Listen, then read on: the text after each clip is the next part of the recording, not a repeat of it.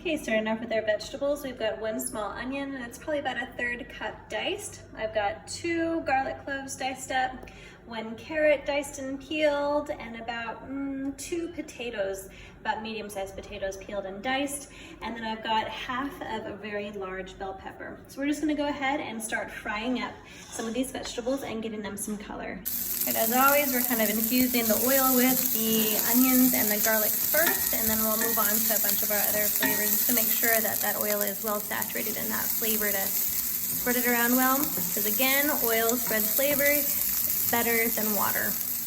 Okay, and then 1 fill of soup, I've added in everything else. And what I'm looking for is just to kind of get a tiny bit of color. We're not deep frying it, obviously. We're not really giving it a great saute, but what we're trying to do is just get a little bit of a golden to everything. Just a touch, just to soften it up a bit. All right, while we're waiting for the vegetables to get a little browned, we're gonna make our curry paste. So I've got about 4 tablespoons of some white flour here. I've got about 1 teaspoon of some turmeric. I've got 1 teaspoon of some coriander and 1 teaspoon of some cumin. And I've got 1 teaspoon of some ginger. Just gonna stick those all together. All right, finally I'm gonna add in my garam masala, 1 tablespoon. And we'll just kind of set this aside until we're ready to use it. As you can see, we're getting some good browning here. That's gonna add a little bit of the Maillard reaction and give our food a little bit of a cooked flavor to it, even though we're mostly going to be boiling.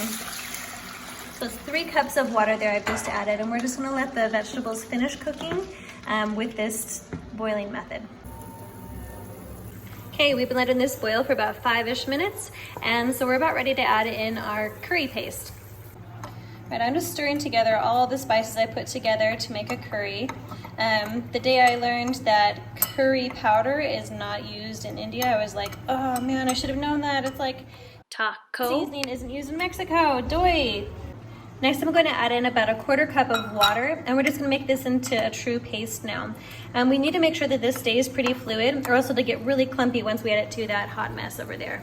All right, you can add in a little bit more water until you get to a nice smooth consistency, but start at 1/4 cup and just keep moving up until you get it to the texture we need.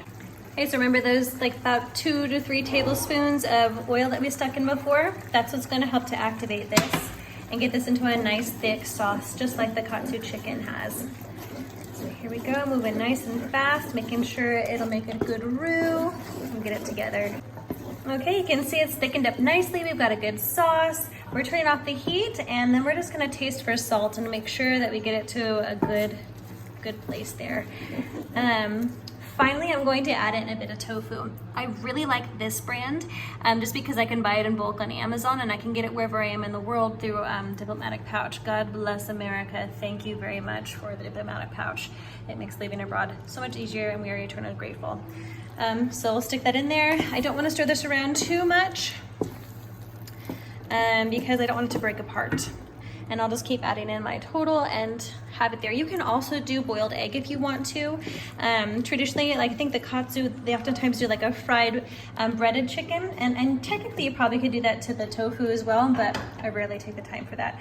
This is enough for us, and we really enjoy it.